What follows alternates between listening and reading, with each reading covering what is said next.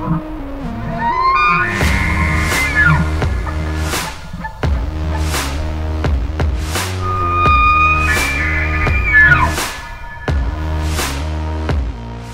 guys, what's going on? Hopefully you're all doing well. This episode is a second episode to Chris, me, and Austin talking new bows. And this is right after we recorded the bow tuning episode. And if this doesn't piss somebody off, I don't know what will. I might lose a subscriber or a listener or two after this one because we didn't pull punches. Straight up is honest, and sometimes maybe I'm not going to say brutal because we're not trying to be mean on purpose. We all have opinions. We all like different things about different bows. There were some bows that me and Austin liked that Chris didn't, and vice versa. And that's why there's not one bow manufacturer making one bow. Is because so many people like different things out there. So if we didn't like a bow that you love, more power to you. Shoot the crap out of it. Shoot it to the best of your ability. And if we liked a bow that you didn't, more power to us. We'll shoot what we like, and just really enjoyed talking about bows because that's what we all love on this podcast. Me, Chris, and Austin. That's what we spend our money on. That's what we spend a lot of our time shooting and researching is bows. And this was a fun podcast, man, because it was just getting around two other like-minded guys, and we didn't, like I said, we did not pull any punches. So let me know what you think about this one. I'm serious. I want to know what you thought about this episode after it aired. What was your favorite bow this year after shooting all the 2019 lineups? And what was your least favorite bow after shooting all the 2019 lineups? And tell us where we went wrong, where we went right. It's at the end of the day, it's all an opinion. You need to go out and shoot them all, and shoot what's best for you. So I'll see you guys at the end of the episode. Bye.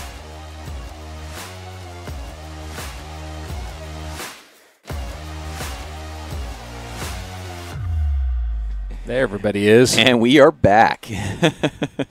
So I've been waiting for this episode to basically, I was telling you guys, Gossip Girl about new bows. And I've shot a lot of the new bows. The ones that are available, I will shoot the Rx1 Turbo. Have you guys dealt with the Rx1 Turbo yet? I'm trying to remember. Yeah, they had the Turbo up at one of the shops we went to. Really? Yeah. The guy that has it down in the shop, he said that was his favorite upgrade from last year's Hoyts. He says, he noticed the biggest difference. I haven't shot it yet. I'm curious to hear what you think about it. I think so far this year, moving that mic better. So far this year, it's like a Hoyt with like a slight improvement over last year's bows. Yeah, I guess it depends on what bows we want to start with, but we'll just start with Hoyt. If we want to jump right into the Hoyts. So this will tell you anything. I buy a new bow every year. One? How many do you buy? Well, except for this year. Yeah. So here's my let's start with Hoyt. I have an Rx1 Ultra. Yeah. That I shot all last year, and I do not plan to upgrade this year. The reason being, what do I think of the new bows? One, we'll start with aesthetics. I actually don't think they look as good as last year's bow. That's me personally. Blocky. They kind of went back, kind of retro element-ish. Yeah. So I just wasn't as big of a fan. I like long axle to axle. They actually cut an inch off. Mm-hmm. So the Ultra's 34 now instead of 35. But the bigger thing is they are slightly quieter, slightly less hand shock. I think they're smoother this year. Is that just me? I didn't feel any on the draw cycle. Yeah. I personally didn't feel a difference really on the draw cycle. It is a new cam, right? It is a new cam, but it just wasn't. Slightly bigger cam, isn't it? It's been a while since I shot them. To me, I haven't even seen one. Well, yeah. To me, was it an upgrade from the Rx1? Yes. Was it enough of an upgrade from the Rx1 for me to spend the money? No. Yep. Absolutely not. I like the bow. I think on the specs now, I could be wrong on this. I'm trying to go off memory. I don't have it sitting in front of me. I do think that the Ultra gained a little bit, like maybe 5. Gained some brace height, some speed, and some brace height. Shorter bow, though. Shorter bow. Not worth it. Now I could be wrong on that. Guys are going, he doesn't even know what he's talking about. Yeah, I don't. I look at the specs long enough to do a video, and then that's about it. I looked at the specs too. It wasn't the bottom line for me. With the Hoyt series bows, there was not enough of an upgrade for me to switch from my RX1. Now, if I had, an older bow and I was looking to upgrade, I really did like the RX3 series. They are a nice bow, and they are smoother, and they are quieter, in my personal opinion, from what I've shot. But we're talking. When I say smooth, I mean not on the draw, but I'm talking on the shot. Yeah. I'll be the first to admit that my RX1 has a little oomph, a little. It's not really a vibration, but you gotta remember I'm shooting 80 pounds, so at 31 inches, but I'm shooting a heavy arrow, which should slow some of that down. Yeah. I'll tell you the best thing I ever did to my bow, I think, besides have Austin string on there, is I actually changed that string stop out. Yeah, shout out to Cool Hand Luke on Archery Talk. Luke Gamp. Dude, Facebook. my bow noticeably, I didn't notice it, but all of a sudden I had a couple buddies like, man, your bow's quiet. And it's like, you know, it definitely seemed to quiet the bow down. And it took out some of that oomph that was behind the bow. I had some guys suggesting titanium archery string stops. They said that would quiet the bow down and stuff. I'm like, my point was, if I spent $1,600 freaking dollars on a bow, it better be quiet, little hand shock. It should be everything. It should be the whole freaking package. And in my opinion, the Nitrix should not outshoot a $1,600 bow. No. And in my opinion, the Nitrix was more dead in the hand. It was quieter, and it was smoother. Win-win. Sorry. Half the price. That's going to piss some guys off. Hey, I was a little upset when I shot that Nitrix this year because I dropped. Guys, you can't hammer me because I own the turbo. So here's let's just throw this out there right now. We're not sponsored by anybody. No. That's not what I'm going to throw out. But it's something I've never understood is kind of this fanboy thing, right? I don't understand. Guys get so offended when you don't like what they like. Yeah. Listen, this is personal opinion. Yeah. And everybody likes something different. Everybody feels something different. What you feel on the shot might not be what I feel on the shot. So, guys, what you're listening to is you're listening to 3 different people with 3 different personal opinions. This doesn't mean that's how it's going to feel for you. It doesn't mean that what we say is the absolute, the absolute of, well, this is what it is. That's why people need to go shoot these bows. Right. Now, it might be that a majority of people feel this, but some people might not feel that. I've heard guys say, I can't believe you think that bow has hand shock. It absolutely felt that way to me. Well, I'm not lying about it for any reason, but for somebody to get offended, my point to this is, for the guys that get offended based off of our opinion, dude, you guys, the people that get offended by that, like you really need to check yourself a little bit and figure out, why is it offending you so bad that somebody doesn't want to shoot what you don't want to shoot? What's funny about saying all that, though, is I think every one of us, I know myself included, there are certain things where I hear somebody bashing it, I feel like I need to defend it because it's like, well, that's not true. Right. I need to check myself a lot, too, going, okay, maybe that's the experience they had. I know that might not be fully the case for everybody. I get it with broadheads, with iron wheels. I get guys bashing iron wheels. There was a guy the other day. That thing's the biggest piece of crap, overrated. It's not any stronger. I had a guy literally tell me it wasn't any stronger than a shuttle T-lock. Oh, man. What an idiot. And, You just walk away. But, there's absolutely a difference. But, again, going back to the personal opinion. So just kind of throwing that out there. Yeah. Don't get all upset because we have an opinion that differs from yours.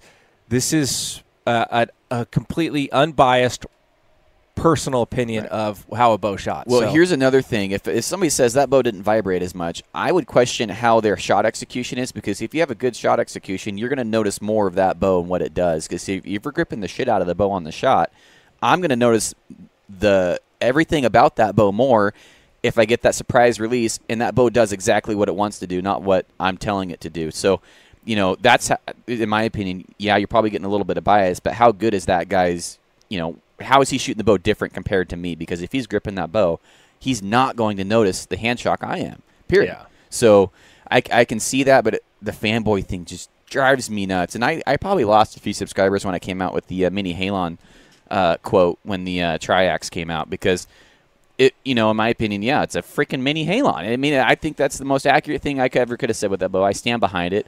Mini halon 2.0, I would say no with the verdicts, because they did put a few different things with the switch weight technology, which I think is pretty cool. But once you have it on there, I mean, what's the still at the end of the day, it's the same bow from Matthews. I'm sorry, it's the same riser, it's the same cam with modifications to it, but they have not came out with a new bow since the original Halon. Yeah. Well, and you know what? I know people want a different bow from Matthews, and by God, are the people asking for a carbon bow from Matthews. Yeah. They will never stop. I mean, they will never stop. Yeah. If they came out with a carbon Halon, I would have bought that over the RX. It will sell. I've had a couple Halons, and the Halon 32 is they're really nice shooting bows. It's awesome. They really are nice shooting bows, and again, that kind of goes back into personal opinion. I prefer a bow, even though the Halon shot really nice. I prefer a bow that has yokes, but for me, if I'm going to describe this year, and I know we talk about each individual bow, but I was kind of underwhelmed this year. I actually personally thought that some bow manufacturers kind of went backwards. Mm-hmm. I don't want to say backwards, but it's like, well, you really didn't give us anything in particular. I'm going to pick right on Bowtech. I'm going to go straight for Bowtech. Oh, yeah. Oh, we're going to go on that one. So here's the deal. To me, the best bow that Bowtech has is the Realm X. A lot of guys are saying that. So, yeah. But that comes from the axle-to-axle combination of speed, combination of brace height. When I put all the specs together, it has it all, man. The Realm X is an absolutely phenomenal bow, and it is so smooth and so quiet. I own one, so I have a Hoyt, so just guys know. My hunting bow is 80-pound Rx1 Ultra, and my target bow is the Realm X. It's shorter axle to axle. I love shooting that bow. I absolutely love shooting the bow.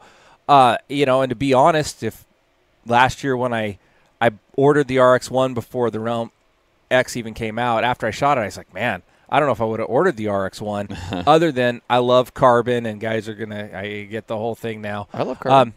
When you're hunting in super cold weather, yeah, I love holding. I was in Wyoming and I had 4-degree mornings, and pleasant. When I'm walking around with my bow in a 4-degree morning, yeah, holding carbon is so much because I don't like wearing gloves either. I hate gloves. Mm-hmm. So, but that's a whole nother subject. But going for the Bowtechs, the SR and the SS are really nice bows. I'm not bashing that. They produced a really good bow, but it's like, what did you? At least for my personal opinion, what did you really give me that's better than Realm X? Nothing. You gave me a faster bow, but it's shorter axle to axle. Smoother, like they say? I don't personally think it's any smoother, and I do. Austin and I will disagree on this a lot. Good. Agree to disagree. We need some. I don't. He's butthurt they didn't make it for his draw line. Well, no, I'm kidding. No. But the SR6 at 30 inches reminds me of the RPM 360. It is the same in cam. the fact that it's not that it's a bad draw, but it stacks quick. And it's so certain bows where you draw back and you go, wow, I don't feel like I'm pulling 70 pounds, or I don't feel like I'm pulling 80. Yeah. That bow to me, I feel like I'm pulling all that weight the whole time. Same thing with it just Matthews feels for like me. it just stacked really quick, and it was like, this is stiff. Versus I go to my RX1, my 80-pound Ultra, and I think drawing my 80-pound Ultra is just – I feel like I'm drawing the same weight as drawing the RX or the SR6 at 70. I totally get 30-inch draw. I totally get that. That's my thing. And that's the difference between – well, it's got a crappy draw. Well, guys say – I might say I don't like the draw on it. It's not because the draw is not smooth. It's not because there's something wrong other than it stacks the weight really quick. Mm-hmm. And I feel like I'm pulling a lot of weight for the whole time. That's my thing with Bowtech this year. I think it's a great bow. I really do. And so it's not a bash on them, but to me, for what I like, the Realm X is a better bow. Yeah. Realm X is what, a 345 bow? Yeah. Versus a 352 bow. But I got more brace height, and I got longer axle to axle. Mm-hmm. So, I'm in the same boat with that. I have both of them. I think the new thing with the SR6, though, that is a big upgrade for Bowtech is it gives the guys that want less holding weight an option. You know, what's that bow? We all shot the bow 5 minutes ago and almost couldn't let it down at full draw. It's like it was spooky. It's like an Elite. I mean, you're going to get that locked up feeling, but my win-win over that is I'm not pulling on the limbs. I'm pulling against the cable, so I still have a little give on my shot, which I kind of like that, and I'm kind of working on a project with the Realm X and that cam system that might be coming down the pipe. If that works out, that's I have a budget bow, but I also will have that bow. It might work. And you know, the thing with holding weight for me is I've always liked a bow that had a little more holding weight, me too. but had a decent valley. There's a difference there. Yeah. What happens with low holding weight for me and a bow that has a lot of valley is you can start cheating. Yep. So you start, you know, you can Getting start lazy. You're letting down a little bit. You're not pulling, and I'm never as consistent. Is I need to pull against the wall. I need to have to hold that weight to keep me consistent from kind of cheating. So that's my only thing. And where Austin and I seem to disagree, at least in the on the SRs, is, you know, I'm a shorter draw length at the end of the day, though. And so, you know, Was that on performance? It is. Yeah. But you got to, if you're going to shoot a 70-pound bow with a speed rating like that, you're going to have to pay for it. It's not free. There's going to be something in the draw cycle. The fact that they're able to get that kind of speed with that much let off, though, to me, that's impressive. No, it is, and I think it's a great bow. It's just, I guess where I talk about the year being it's a year of being underwhelmed. And this is probably one of the most popular bows so far that I've seen, at least through my business, so far around here at least. I'm seeing more of these than anything else. Yeah. The SR6? Yeah, tons of them. I mean, I can't even tell you how many. I see a lot of guys jumping on the SR6, and like I said, they're a great bow. It's not a bash on the bow. It's not going to be for everyone. It's just like, but it's like all these bows come out, and I'm all excited. And it's like, okay, the RX3 is a slight upgrade. Slight. Bowtech didn't give me anything that I felt was better for me personally than what the Realm X is. Right. Matthews, while I liked it, I want yokes. I like yokes. I don't want to have to do top hats. And the axle's still not there. Right. They do have their Traverse. Yeah, I think the Traverse would be the death of the Rx3 Ultra. I'm going to state that right now. You think so? Dude, that bow's going to smash the Ultra. Well, we got to see one first, personally. But it's not carbon. It's not carbon. It is heavier, but that's the one thing. That's a sleeper bow. No one's really. I mean, I think Bow Rack has a couple in stock. That bow's a unicorn right now. I have not seen one. I've needed one. What I don't like is, and again, this gets into a whole bash fest on stuff, but you know, if your bare bow is 4.4 pounds or 4.6 pounds, that's a heavy bow. Maybe I should. They underrate them too. Yeah. They are clunkers. Maybe I should alter that statement. It should be the death of the. Or did they have a Helix Ultra this year? Did they come out? They have some aluminum 34, don't they? I don't know. I haven't even. Yeah, if they come out with an aluminum long ATA bow, I don't think they. I think they have the one Helix. Yeah, but I don't think they have it in. Did they come out with a Helix Ultra over there, young Jamie? What was that? I think they have a Helix. Yeah, I don't think they have an Ultra. If they had an Ultra, I don't think it would sell compared to the Traverse. I think it would get hammered, and I think that the Ultras are probably going to get hit a little bit now that Matthews is coming out with the Traverse. I think that was meant to compete with the Ultra. I haven't even seen one. Well, knowing how much I liked the Verdicts, I would love the Traverse, everything except they do have a Helix Ultra. Do they have a Helix Ultra? Yeah. I haven't. I might have shot one. I don't know.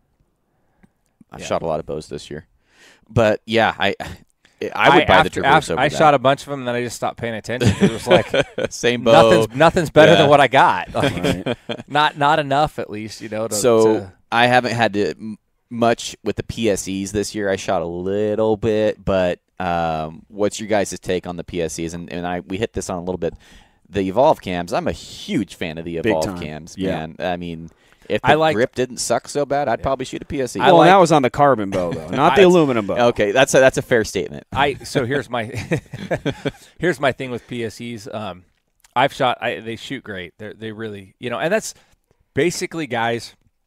Every bow company out there, they've all stepped their game up enough that they're all running a really smooth, really quiet bow for the most part. I don't. Yeah, It's, I can get on board with that. The Rx1 series was probably loud and vibration. Yeah. Now again, I was talking about the Cool Hand Luke on them, and I bought one despite all that. It did have. Well, I did too because I just like the rest of the specs, and having a 31-inch draw and wanting to shoot 80 pounds. Not everybody's putting that bow out, but no, everybody's making a good bow. The PSEs for me, I don't like the grip on them, at least on the carbons. You shot my carbon bow? Yeah. And personally, they're ugly as hell. And a lot of guys are going to go, yeah, who cares? Pretty ugly, in my opinion, too. Okay, I don't really care what my equipment looks like, but I am also kind of OCD. And so, if I don't like the looks of a bow, you got to live with it, right? Yeah, it's like I shoot bows all the time, and it's like, well, if I'm going to have to look at it all the time, I want to look at something that I like. You probably shouldn't marry your wife if you're not attracted to her, right? Yeah, I mean, come on. If I'm going to spend $1,200 or $1,600, I better like absolutely everything about them. That's a good point. So it was like the PSEs, they're smooth, they're quiet too. The carbon bows, I can speak about the PSE too because I've shot the Evokes and the new Carbon 35. And I love the PSE line. I do not like the handle whatsoever on the carbon bow. I tried it. I bought one. I played with it, and I just could not shoot it as consistent. But that cam system, like Garrett said, it's out of this world. PSE went from a 3/16 axle to a 1/4-inch axle last year. Mid-year they went to it, which is a different set of drilled limbs. It definitely makes the bow beefier for sure. Bigger bearings in it. It's just a lot more bomb-proof in my opinion. Matthews has been running, I think Matthews runs 1/4-inch axles. Yeah, they do. They have been for a long time with the Halons. I don't know. If I wasn't shooting a Bowtech, the only other bow I would even look at and consider would be the Evoke 35. This year? Yeah, right now if my Bowtech's got burned down in a house fire, I'd go buy a Evoke 35. Really? Not the RX3s, huh? No, I wouldn't even go shoot them. A lot of guys have you shot them I yet? think are going to be holding on to their RX1s No, this I just year. won't. The only thing I've heard of and liked so far that I've heard of at least is the adjustable grip on the Hoyts, which I think that's cool. That's you pretty can offset cool. the grip. I think that's huge. I mean, I think everybody's late to the game if they haven't thought about that. Yeah, I mean, that takes out a lot of lateral issues you'll have shooting the bow. Yeah, potentially. So anybody can shoot that bow. That's great. I'm just now paying $1,600. It's going to sound like we're bashing on Hoyt. No, I like that thing too. I mean, it's just to take an $800 dive and then or $900 dive potentially on a bow. It's just to buy the same bow, but a almost unmeasurable improvement. It just doesn't make sense. Well, that's the exact reason why. But at some point, I see it online all the time. You got to ask, or is it really just that the bow manufacturers are kind of regurgitating the same thing over and over again because we kind of hit that pinnacle? Peak? Yeah, like how much farther can we go? Really, I mean, a lot of the bows are really, really quiet, and they're really kind of shock-free, smooth. So we've kind of stagnated on speed with the smoothness. At this point, if you want to get much more speed above the 350 range, then you've got to go to a really aggressive cam, which is going to change the draw cycle. So, are we going to see those real improvements? I think we've hit. Or is it that same kind of regurgitated stuff over and over again? And that's kind of my personal opinion is there's little tweaks that make me buy new bows. Like, I kind of like that, I kind of like that. And the bottom line is, guys, I buy a new bow because I can. Like, right. That's all it is. It's not because I need it. It's not because the upgrades are significant every year. I don't buy one if the upgrades aren't to something that I really like. But the bottom line is kind of I can, number one, but two, are we kind of at that threshold? Like, how much farther can we go? I think we've hit the iPhone with the button. Like we've gotten rid of the flip phones now to equate this, and this is probably a horrible analogy, but I feel like we we've gotten to the iPhone, maybe even without the button, and now we're just coming out with the same thing and just switching the camera and all that stuff. I think I'm optimistic. I think there's room for somebody to invent something, cam system that hasn't been used yet, and come out with something that's everybody's going to use. Call me an optimist, but I think there's a lot more meat left on the bone. We're just going to have to literally reinvent something about the bows that we're shooting today. Yeah. Let's move on to the obsessions, and I'm dying to hear the obsession bows. I'll be honest, I haven't gotten to shoot the brand new one this year yet. I've had obsessions in here. Is that the fixation? Or that was last year. Now it's the Lawless. There's a couple other ones. I would say the only cool thing that I like about Obsession is they offer a variety of ranges for bow, like Chris was talking about. They've got a 30, I think it's like a 35 or 36 inch bow, to a 33 to a 30. They build the range of bows for everybody's size. The draw lengths are all over the place. That's pretty cool. But yeah, I'll be the first one to say it, guys. They don't hit their IBO. They don't. I was waiting for that. It's some of them do. But another thing, Kevin Struther, their cam designer, is gone this year. I heard he's gone. He's actually working for Expedition now. He's always jumping around. Yeah, guy's got a brilliant mind. Can't stay anywhere very long. But with the obsessions again, this isn't really a knock on them, but you go talk to people that own obsessions, and they're going to tell you they're not hitting their IBOs. There's a guy online that swears that they all come in 6 feet per second over. He's full of shit. Yeah, he is. If their new bow is supposed to be like a 370 something. I heard it up to 20 feet slow. You said 340s is very common. Really? In the mid 340s. It's which is still fast. I mean, it why is why not for a 5-inch brace height. It's not. It's a 5-inch. Yeah, I take that back. I haven't shot him yet, and that's one of the most requested videos I get. I'm like, dude, I don't have any bend. I think bend is my closest. Prineville. Yeah, you got to go to Ty. I got like 3.5 hours to drive to shoot a bow I'm not going to buy for sure. Yeah, Ty. I've had them in here and tuned them. The bows shoot nice. Again, they're smooth. They're quiet. Yeah, they're a great bow. It's a great bow, but marketing. They're overrated. Yeah, that's not even marketing. That's like deception. That's like almost like honey dicking. Yeah, 370. Yeah, it's that bow particularly is way overrated. I did talk to Ty about it, and he actually ran all of the bows. And it sounded like they have like a 6 and a 7-inch option that's like a spin-off from last year's fixation. And he said those are right on the money. Really? Yeah. He's honest. I wonder what the deal is this year then. Yeah, well, they've had problems with some of the other. It's not just this year. It's their reputation is kind of preceding them. From the day they opened, they couldn't figure out how to get a draw length right when they opened, and that's going extreme.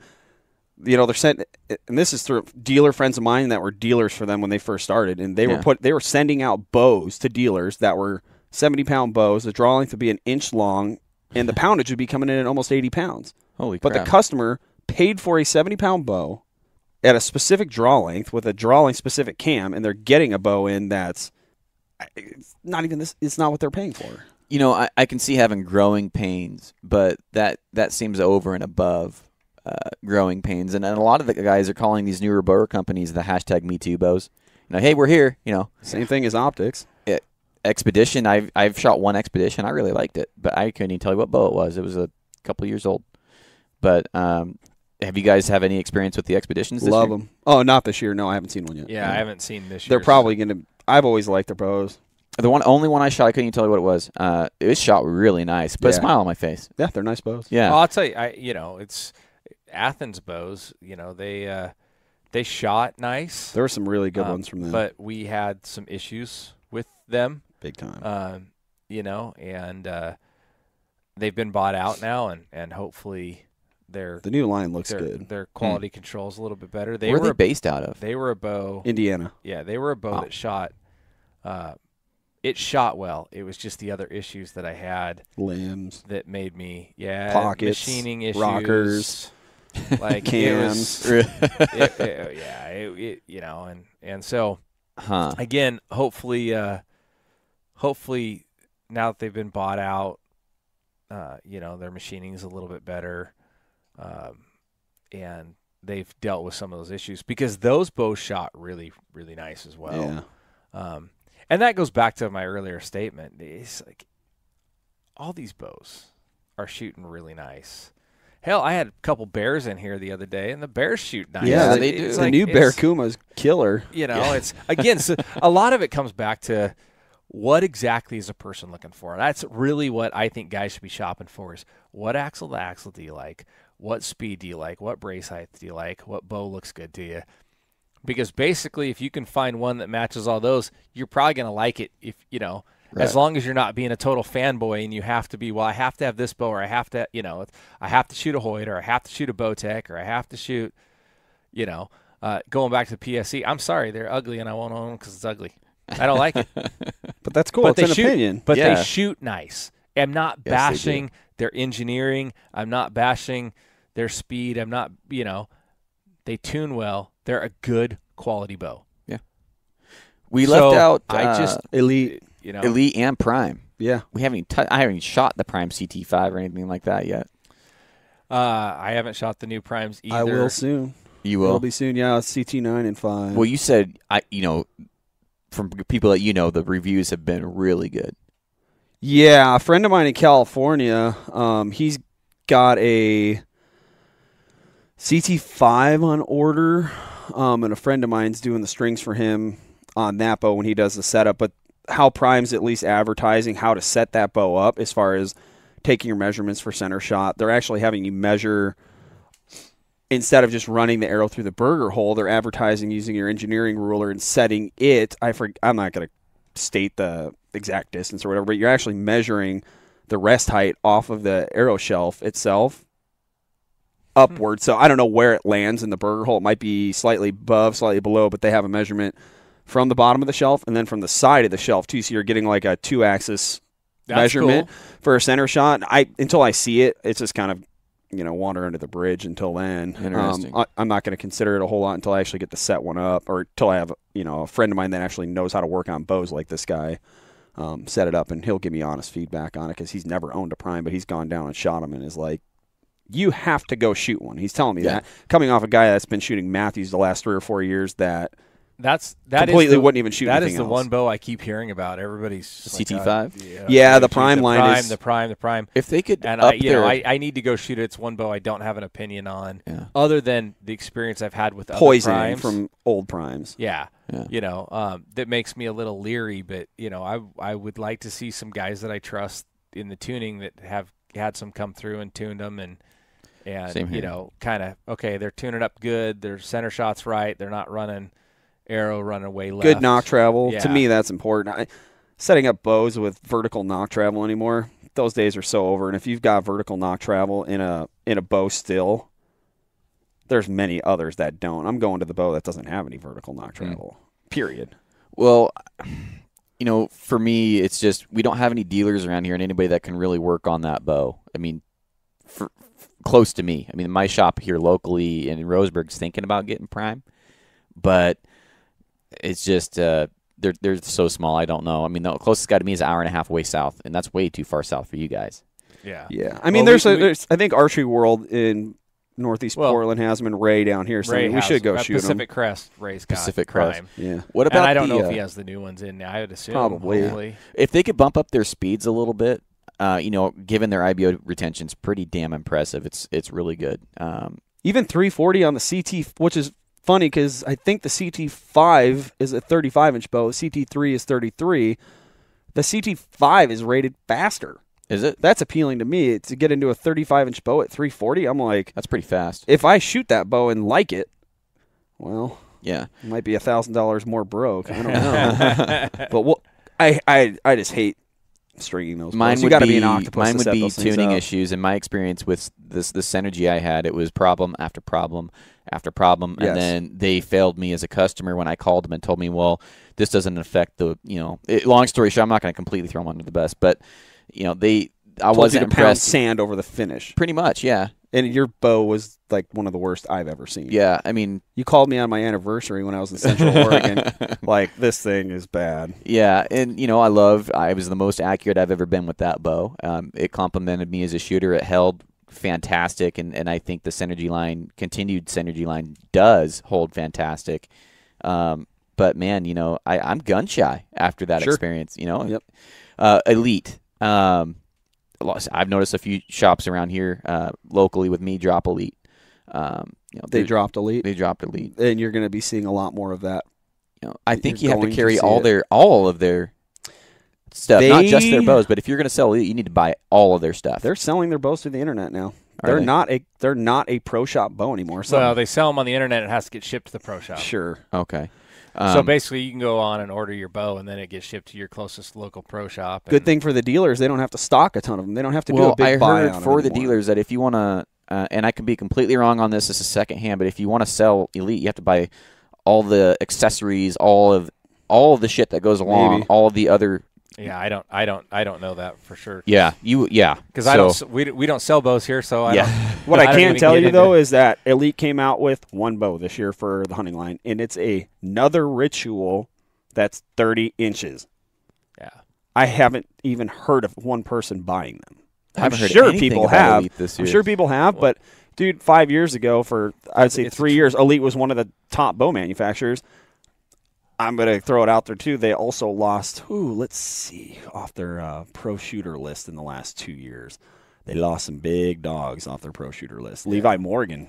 Well, I'll tell you, they didn't gain a lot of fans with the Option Series. That was a really stiff bow for me. I don't know if you guys shot the Option 6, but the Impulse was too, though. I mean, I shot them all. Yeah, it didn't tickle my fancy. I had what did I have? I had a Ritual for like a couple weeks.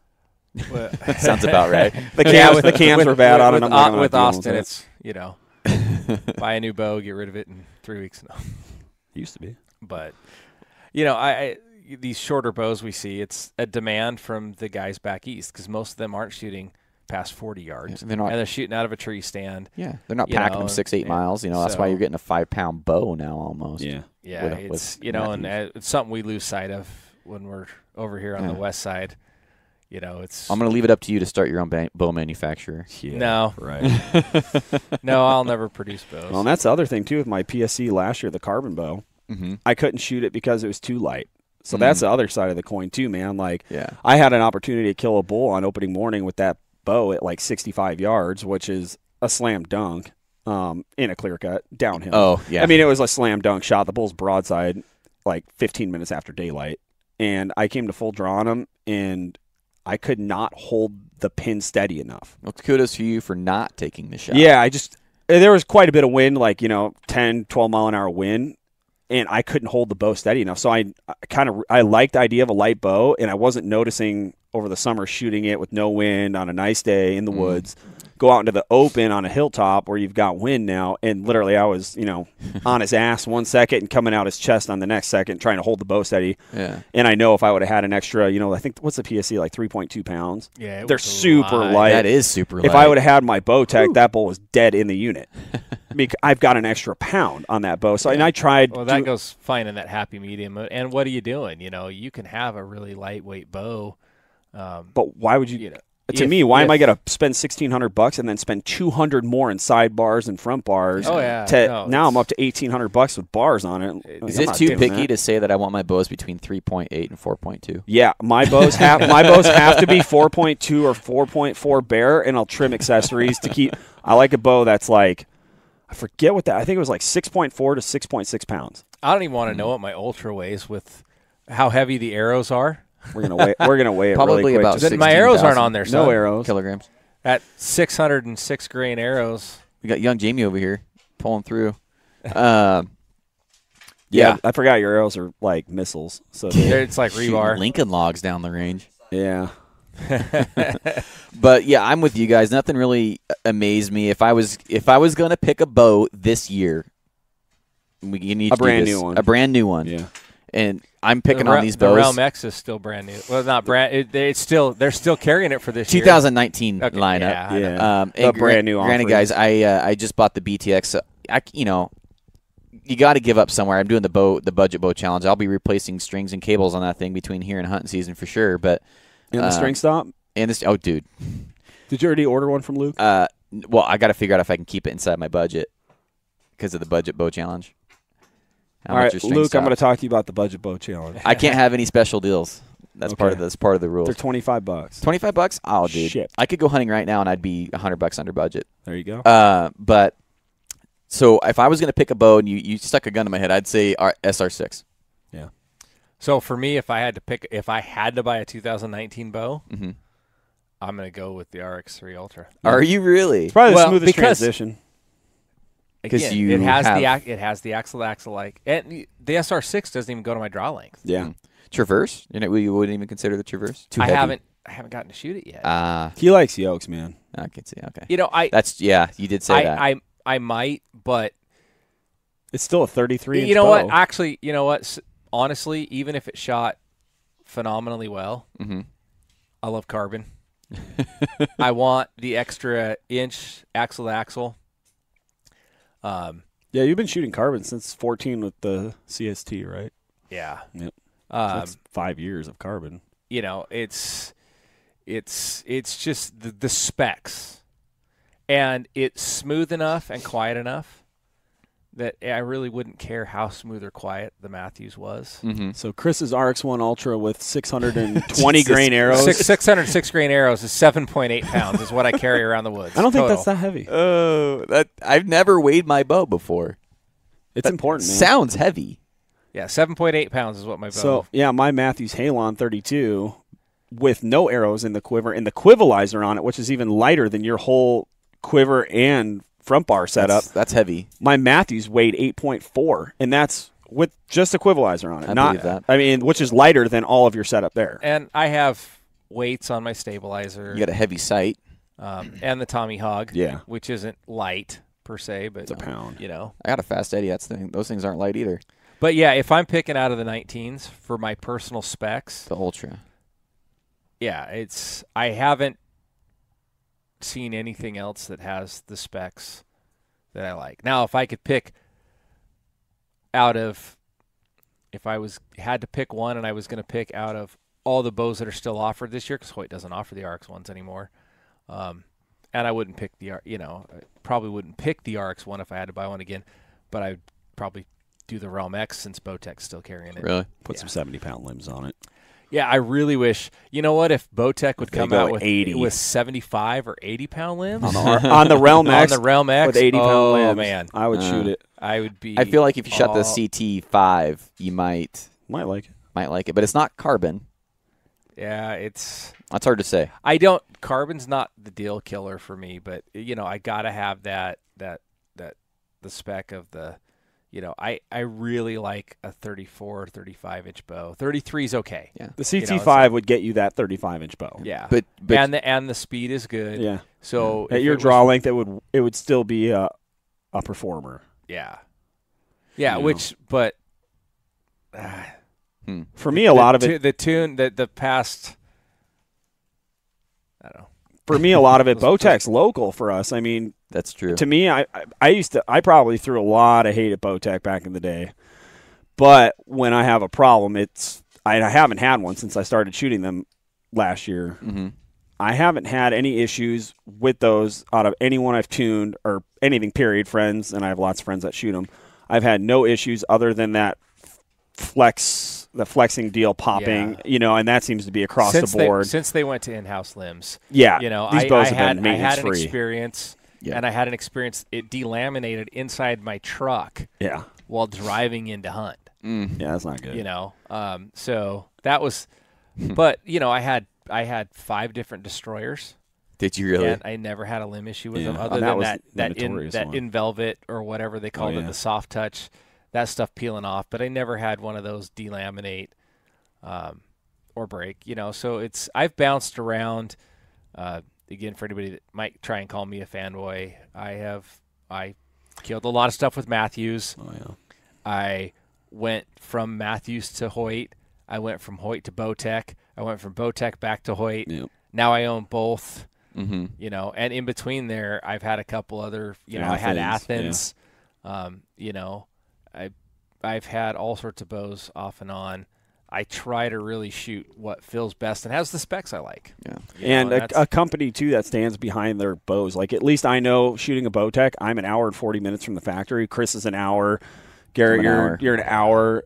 Is an hour and a half? Hour and 10. It's you can be there in a phone call. And I've had in my shop at least I've had I don't know how many sets of limbs, just pressing the bow, just crack in half, literally just crack, or people draw it back and it just crack in front of my eyes. I can call the Bowtech Factory Pro Shop, get the limbs pulled and have them on the shelf and send the customer down there free of charge. They walk out of there with a perfectly new set of in-house limbs. They take really good care of the local guys. They do, man. And even I've seen Bowtech reach out to people in Australia through some outlets and stuff too to say, hey, if you like your dealer's not working on limbs with you, we'll get the process going. Like they are just now I know people that work there and stuff, and I don't think they're just helping me out. They're doing this for a lot of people. I do want to circle back around to the verdicts because I do think that's still the quietest bow and the least shock-free hand, dead in the hand bow. I don't think they've been pushed by the other manufacturers to have to come out with another bow, like redesign. I think they've been in the lead the last couple of years, and they've just been riding the curtails of the Halon, coming out with minor changes. So I think that verdicts is probably going to be, because I think, wasn't the Trax bow of the year last year? Depending on who you talk to. No, it wasn't. Who was it? I don't think it was. I thought it was. It was what? Wasn't like the bow of the year? Didn't like win the award for whatever. There's a couple different ones. Which Field and Stream had theirs. How much money was dumped into the pockets? Oh, yeah, I just heard it won whatever award, and I was like, that's kind of like listening to car awards. JD Power car. It's every manufacturer. Field has a and JD Stream Power made award. the Obsession Fixation the number one. Did they? I don't. Well, I'm going to say it's the most dead in the hand bow. It's the quietest bow. Stiff draw, but I'm going to say it's, if other bows could catch up on those two things to the Matthews there, and if Matthews just weighted down their bows, So, but then the question back to you is, without that how weight, much it's going to be how loud. much smoother and how much quieter is is it a measurable amount? I like the Matthews. I shot the Matthews. I liked it, but to be honest, it was like when I swap back and forth between the Hoyt and it, there was a difference, but it's one of those things like, I go back, was any of it enough to make when it's actually change? making a difference out in the woods shooting an animal? I don't think so. But for actually telling a difference in the shop, yeah, there's a definite difference. And here's the bottom line. But real world, I don't think. You go after. Well, let me ask you. So after your RX1 last year, yes. At some point in shooting that, did you stop noticing the hand shock? No. Really? Well, no, yes. So yes. I'll be shooting when I put the tracker bar on there. Okay, but for me, I go back and start shooting, and I'm 20 shots in. I'm not thinking, man, this thing has a lot of hand shock anymore. You stop. At some point, you shoot your bow so much, you stop paying attention I to agree. that. You get used to the draw. You don't notice it. Yeah. That stuff's gone. It disappears. I agree, but it seems like with that one, I would when I'd shoot next to other people, or maybe the first couple shots of the day, I'd be like, there it is. For me, what it was when I'd shoot next to other people, people like, man, that sound like a 22 going off. Well, yours is shooting Lincoln logs down the range. I was shooting 457 grain arrow, which is still heavier than a lot of guys, but I think we did a pretty good job of absolutely pissing every bow manufacturer and bow hunter out there off. So and a lot of shops too. Shops would be like, how am I? We're selling new bows. Like, we can't hear that there's barely a difference between that one and last year's use. If I was going to buy a Hoyt this year, I'd buy the Nitrix. Me too. Just has everything I need, and it's not, I don't know. And that's probably not going to rub somebody right the wrong way either. But, all right, guys, well, any clothing thoughts before we wrap this one up? Nope. No, you said everything. You got it all off your chest. Yeah. I pissed somebody off somewhere. Yeah, guys, this is all opinions. Chris already covered it. It's all opinions. Go out and shoot them all for yourself. I've never done a bow review that said, go out and buy this bow immediately. Don't shoot the other bow. You won't catch me saying that. I think what's helped this grow is we have this unbiased view. We have this. We love bows, man. We love bows. All bows. Maybe not the PSE grips, but we love bows. Well, and it comes back to nobody in this room's trying to sell you anything. So, no. And that's the difference. That goes back to what I mentioned in the first podcast where we brought up the pro staff stuff. It's like, my reputation means a lot to me, and I'm going to be blunt. I'm not going to whore myself out for some free product or discount on product just to say that this is the best thing ever. That's the one thing. Yeah. The easiest way to turn me off as a customer is tell me that your product is the best thing ever. Right. I won't value your opinion. Austin laughed at a comment I made, and I won't say what broadhead company, but they put, the most accurate, sharpest, and most durable broadhead ever produced. The one I've ran through like 5 animals, and the broadhead's been in 6 pieces. I couldn't help myself. I can guess which one that is. I couldn't help myself. I got on that post and I said, so can you please explain to me scientifically how stainless steel at 30 thousandths is more durable than 60 thousandths A2 or S7 steel? That's because that guy's an idiot. And I never got a response back, but it's like, I'm not going to ask you who you're talking about because I don't want to know. Here. But my thing, I'm going to change the subject. My advice to anybody that's on a pro staff is don't get on and tell everybody that it is the best thing ever built. No, guys laugh at you. If you really want to show a product, say, look, pay full retail for it, and then talk to me. Well, that's what I do. Even if you're on a pro staff, there's a way to approach things. Tell people that, for me, this product's great. There's a lot of great products out there, but this is what's working best for me right now. Yeah. That is a statement I can get behind from somebody that says, like, for right now, for what I'm doing, this works the best. But to make a general statement, it's like a bow. This is the best bow ever built. Okay, based off of what standard and what testing? Yeah. Like, don't claim it's the best bow ever. You can say might be the best bow I've ever shot. Yeah. Okay, great, because that's how it feels to you. But that's right. I can't stand it when people, and then that goes back to that fanboy thing of they get all butthurt. It's the greatest bow ever. Okay, what makes it the greatest bow ever, and why? And why is it the greatest bow to everybody? It might be the greatest bow to you. Yeah, if it's the greatest bow to you, more power to you, man. I know guys that shoot 10, 15-year-old bows better than guys that go and buy the newest brandest Same bow guy off the that has shelf. Kill picture next to a big bull every year, and he's got the same old high country or something. And this guy's still doing it out. And he's a killer. The old Oregon bows. Yeah, yeah, exactly. So, all right, guys. Well, I appreciate you both coming back onto the podcast, and let's try not to make it another 6 months before we get all back on here again. We probably will. Probably. So, sweet, man. See ya. All right, guys, that's the podcast. Hopefully, I didn't lose too many listeners or piss too many people off. But, we didn't, like I said, we didn't pull any punches. Absolutely not. And gave you our honest opinions. And at the end of the day, you still need to go out and shoot all the bows because our opinions may differ from yours. You may love a bow I hate and vice versa. You just got to go out and shoot them all, find out what's best for you, go from there. And just really wade through all the bows. There's so many great bows out there and manufacturers doing great things.